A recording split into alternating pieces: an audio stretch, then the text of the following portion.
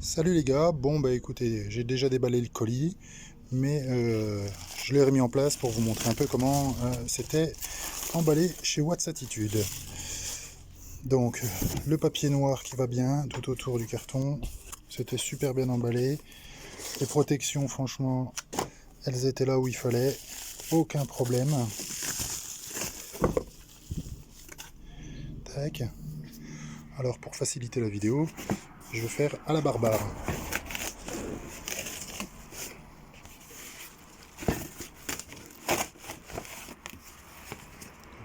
Voilà.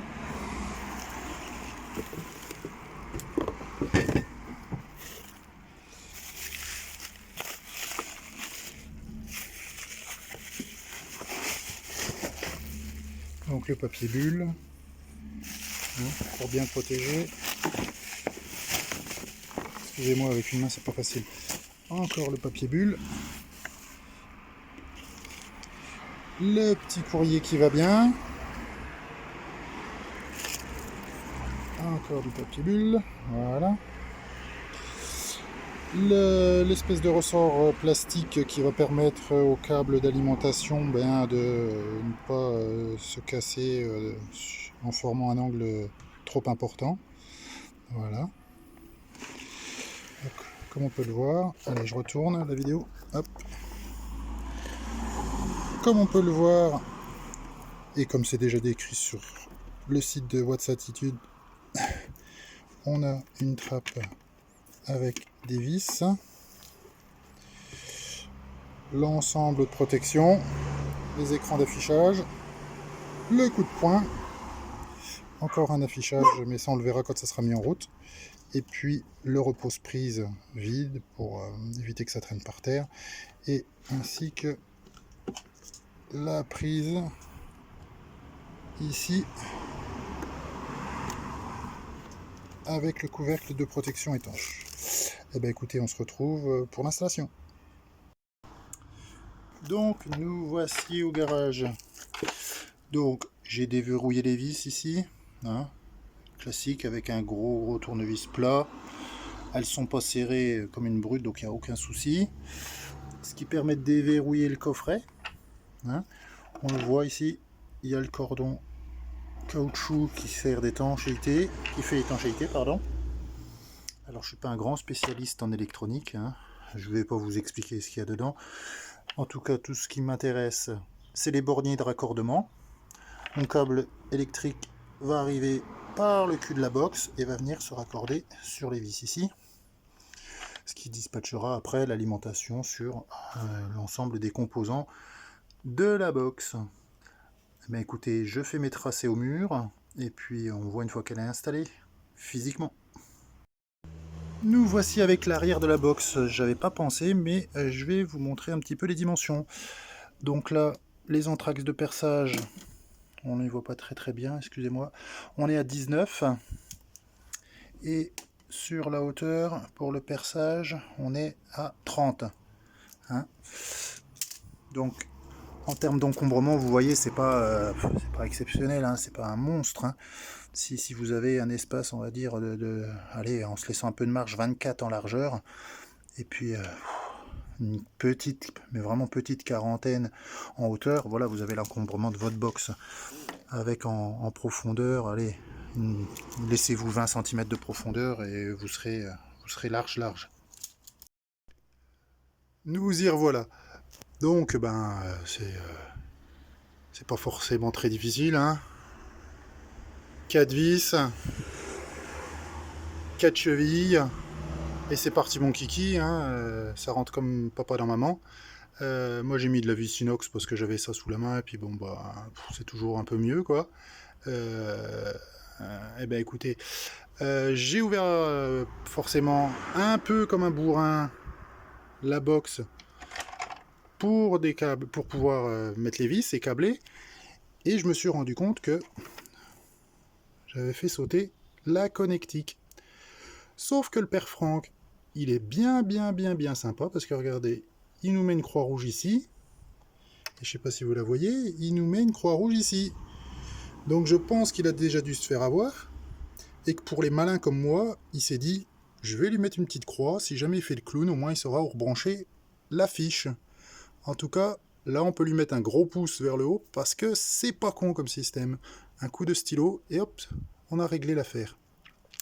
Bon bah écoutez, je coupe et puis je reviens vers vous dès que j'ai commencé à présenter mon cordon d'alimentation pour cette box de chez Whatsattitude. Allez, me revoici les gars, et les gonzes bien sûr. Alors, voici comment j'ai installé le support de câble. Alors, quand on n'a pas de pétrole, on a des idées. Si vous, pour ceux qui bricolent un peu, ils savent ce que c'est les bridages des machines à laver. C'est monté à l'intérieur avec des caoutchoucs, donc c'est super, ça amortit bien. Et puis, bah écoutez, on peut y accrocher le câble. J'ai mis un espace grosso modo d'une vingtaine de centimètres, hein, 19, 20 entre les deux, et ça fait le job. On verra à l'usure si jamais je ne sais pas, mais si jamais le câble, je vois qu'il s'abîme sur le caoutchouc, enfin j'en sais rien, on verra s'il sera encore temps d'acheter un support, style support tuyau d'arrosage, ou de faire cintrer un morceau d'inox pour faire la belle boucle, façon jante de voiture, si je pourrais dire, en termes de périmètre, quoi. Bon bah écoutez, allez, je reviens vers vous quand je commence le câblage. Donc on se retrouve. Je vous montre un petit peu, voilà, mon alimentation de box. Hein. Alors j'ai choisi du 2x10 carré en souple parce que c'était beaucoup plus facile pour moi pour le passer. Donc je viens de l'enficher par le dessous de la box. Et on se retrouve ici avec donc la phase, le neutre. Bien sûr, hein, c'est encore pas raccroché au tableau électrique, parce qu'autrement, je pense que si je faisais ça, on serait pas bien. Allez, eh bien écoutez, je mets les capuchons. Enfin, je sais pas comme ça, je sais pas si c'est comme ça que ça s'appelle, mais bon, je vais mettre les petits embouts là, je vous les montrerai. Et puis, j'attaque la connexion. C'est reparti. Donc j'avance tout doucement. Voilà, donc j'ai raccourci mon câble d'alimentation ici. Donc je vous expliquerai après comment je vais faire pour ma terre, parce que là vous voyez j'ai du 2x10 carré en souple. Donc j'ai mis des petits manchons là. Je vais vous montrer l'étiquette. Voilà. En bout de câblage préisolé. Voilà. Bon alors je sais qu'il y en a qui vont me dire oui, la couleur du plastique, c'est pas la bonne sur tes embouts, il y a une couleur respective pour la phase et pour le neutre. Mais enfin je pense que même s'il y a un problème avec les assurances, je crois pas qu'ils vont me casser les cacahuètes juste parce que lui, il est pas de couleur bleue quoi. Hein. Donc voilà. Eh bien, je vais rentrer ça donc dans les supports de connexion qui sont fournis avec la box. Et puis après, eh bien, comme je vous disais tout à l'heure, pour la terre, ce que je vais faire, c'est que je vais faire un petit trou ici, sur le côté de la box, avec un presse-étoupe. Et puis, moi, ma terre, je la fais pas retourner à mon coffre électrique parce que j'ai beaucoup trop loin et que j'ai beaucoup plus facile de la faire descendre et de la faire partir dans le sol de mon garage. Parce que oui, je ne l'ai pas forcément dit, cette box est installée dans un garage. Donc garage fermé, à l'abri de la pluie, à l'abri de tout ce qui est rongeur, enfin voilà quoi, hein, intempéries. Donc plutôt que de me casser les cacahuètes à tirer 25 mètres de 3 fois 10 carrés pour alimenter cette box, j'ai tiré du 2 x 10 carrés ici, et puis je vais retirer un morceau pour aller me repiquer directement sur ma terre qui est installée dans le garage, qui est installée juste en dessous de cette box. Voilà, voilà. Allez, eh ben, on continue. Donc nous revoici. Bon, vous m'excuserez, la luminosité a changé parce qu'en fait on est un autre jour, j'avais pas tous les matériaux, il a fallu que je coupe. Donc, contrairement à ce que je vous avais dit, le presse-étoupe, je l'ai installé ici et non pas sur le côté. Parce qu'en fait, là, le coffret était déjà pré-marqué pour un perçage. Donc, je l'ai mis ici. Je vais vous montrer. Hop, je fasse pas de bêtises. Donc il dépasse en dessous. J'ai la partie ronde, la petite partie ici. Donc là en fait mon fil de terre va venir là. Je vais mettre un tube qui va descendre, qui va descendre, qui va descendre jusqu'au bornier.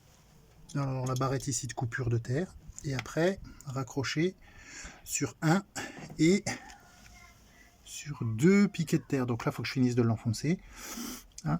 J'ai préféré mettre 2 piquets pour la terre afin de garantir de mettre de côté toutes les chances pour que la terre soit de bonne qualité. Allez, je coupe et je vous reprends une fois que j'ai installé ça. Voilà, on se retrouve. Donc j'ai installé mon fil de terre en 10 carrés, toujours avec le petit embout qui va bien, le presse-étoupe qui débouche, un petit instant, qui débouche dans une gaine. Donc la gaine fixée avec les colliers qui vont bien. Alors j'ai pas coupé les colliers encore parce que comme vous le savez, toujours au bout de quelques temps, ça prend toujours un peu de jeu. Donc d'ici quelques jours, quand ça aura fonctionné un petit peu, je me permettrai de retendre les colliers et seulement là je les couperai pour les mettre à bonne taille. Donc ma gaine descend. Hein. Dedans, on retrouve mon 10 carré serti dans ma barrette de coupure et qui part sur la câblette. Donc premier poteau de terre, premier piquet de terre, pardon. J'ai fait passer ça dans une gaine parce qu'il y a toujours un petit malin quand il va venir au garage qui foutra le pied dedans, ou enfin, je dis le petit malin, c'est pour moi. Hein. Donc une petite gaine, ça paye pas de mine, mais au moins ça fait le taf, ça protège mécaniquement la câblette. Et la câblette qui vient sur le deuxième piquet. Donc à savoir qu'ici on a une dalle béton qui fait 15 ou 20 cm et qu'en dessous c'est la terre, des cailloux, enfin c'était avant des parcelles agricoles. Donc voilà, on va pas retrouver du remblai ou du gravat. En dessous c'est de la terre. Et donc j'ai mis 2 piquets de terre, comme je vous l'ai expliqué tout à l'heure, parce que je voulais sécuriser un maximum mon installation. Et puis surtout je voulais pas la mettre en défaut si jamais il n'y avait pas une assez bonne terre. Alors à savoir que la mesure de terre va être faite d'ici quelques jours par un collègue qui a l'appareil. Donc on verra bien ça à ce moment-là. Donc voilà pour la box. Elle est en partie finie d'installer. Il me reste, comme vous avez pu le voir, le petit câble avec la petite croix rouge à rebrancher. Excusez-moi pour les camions. Voilà. Donc le petit câble avec le petit repère rouge. Je vérifierai tous les serrages que moi j'ai fait. Et puis je me permettrai aussi de revérifier les serrages de Franck, bien que je lui fais vachement confiance. Au vu de la qualité du travail, je pense qu'il n'y a pas de souci à se faire là-dessus. Et puis, écoutez, la livraison de la voiture, c'est demain. On fera une petite vidéo sur l'utilisation de la borne dans ses fonctions les plus simples. Vous m'excuserez déjà par avance, parce que ce sera la première fois que je rechargerai un véhicule électrique, donc je risque de tâtonner un petit peu sur la vidéo. Écoutez, je vous laisse pour aujourd'hui, et puis on se retrouve à la suite de la vidéo, mais ça sera demain. Ciao! Et bien voilà, le courant est mis. Ah, encore un camion. Voilà, excusez-moi. Donc, le courant est mis. Je vais ouvrir la petite trappe. Alors, je sais qu'il y a aussi des fétichistes qui payeraient pour pouvoir décoller le petit plastique là. Non, j'exagère, mais voilà. Hop, allez. Je vérifie. Donc là, le coup de poing était bien enfoncé dans le sens des flèches. Je déverrouille le coup de poing pour remettre en position de fonctionnement. Là, ici, on le voit, il y a une petite affiche, une petite étiquette C2 toujours en haut. Le C2, d'après les explications que j'ai vues de Franck sur son forum, d'ailleurs que je salue parce qu'elles sont de super qualité, ces informations. Ça, le petit disjoncteur en C2, là, c'est pour le coup de poing. donc toujours en haut, comme il le dit.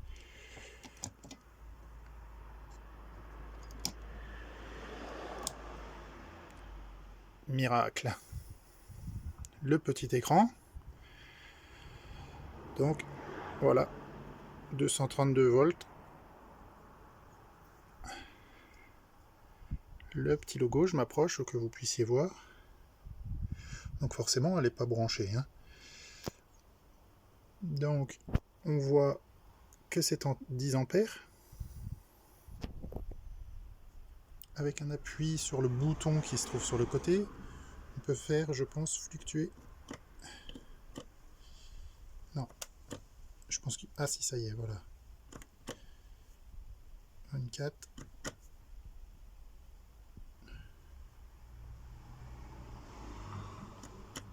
32. Ok. Et voilà. Bon, il ne faut pas être trop exigeant en termes de rapidité non plus. C'est pas une machine de guerre de calcul. Donc effectivement, quand on appuie sur le bouton, il faut prendre son temps. Hein. Il faut prendre son temps, on appuie tranquillement sur le bouton et on passe donc de 10 à 16, à 20, à 24, à 32, puis on retourne à 10 avec un appui supplémentaire. Bon, sur le haut ici,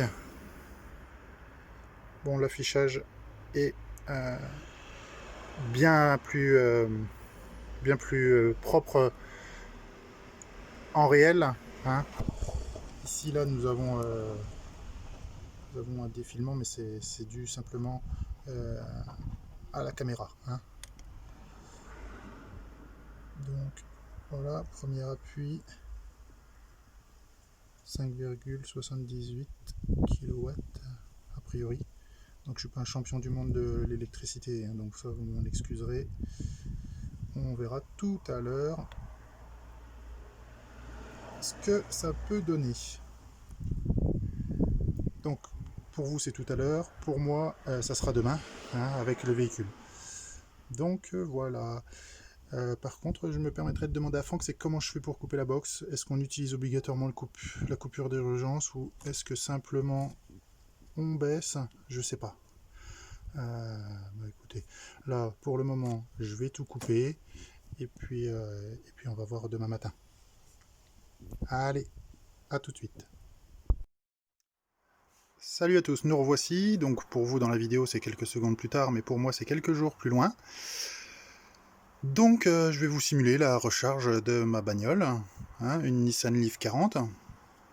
Donc comme je l'expliquais, avec appui successif sur le bouton, vous sélectionnez la puissance que vous souhaitez pour la recharge de votre voiture.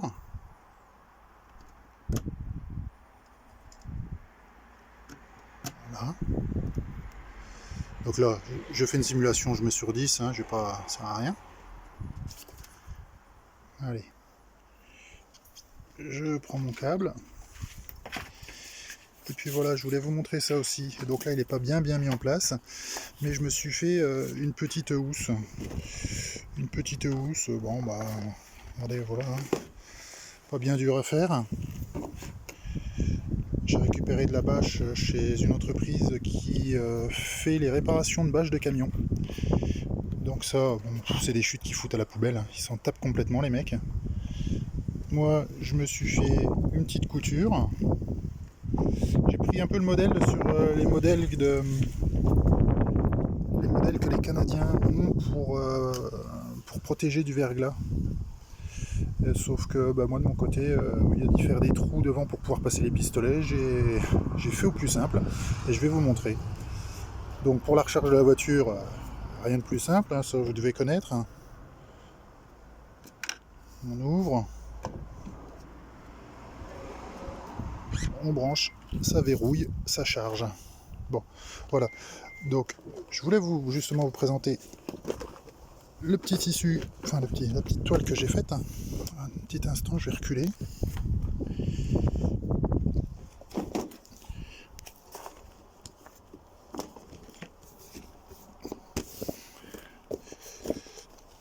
Donc voilà, quand elle est mise en place, voilà ce que ça donne. Donc il n'y a pas d'ingénierie là-dedans, hein. c'est simplement une protection qui est faite pour quand il pleut, quand il y a un peu de neige, enfin des choses comme ça, et que vous devez recharger votre véhicule en extérieur. Alors moi j'y ai agrandi la longueur qui est ici un peu plus que ce que faisaient les Canadiens. Comme ça me permet, le cas échéant, si je veux, de pouvoir... Bon là, vous m'excuserez d'une main pour l'enfoncer, c'est un peu le bazar, mais ça me permet également un peu, avec la longueur un peu plus grande, d'avoir un peu de marge pour pouvoir le mettre en place. Bon alors, je vous l'accorde, la présentation n'est pas super, mais à une main c'est super galère. Donc il n'est pas bien enfoncé vers le bas, enfin voilà. Mais voilà, c'était pour vous montrer ce que c'était que le branchement de la box, le raccordement de la box sur la voiture, et puis en même temps, eh bien donc la box en fonctionnement quoi. Donc ici elle nous met waiting car signal parce que j'ai mis des heures de programmation sur la voiture, donc forcément ça ne recharge pas tout de suite. Là, elle est en programmation sur les heures de nuit. Donc voilà, l'installation de la box de chez Watt Attitude. Je vous remets sa petite carte. Je vous laisserai faire pause. Allez sur sa boutique. C'est super sympa en termes de relations. Il n'y a pas de gros business derrière. C'est vraiment un passionné qui à son échelle fabrique avec du cœur et de la qualité dans le travail. Donc n'hésitez pas à y aller. Vous le trouverez sur internet, Watt Attitude. Allez, salut les gars!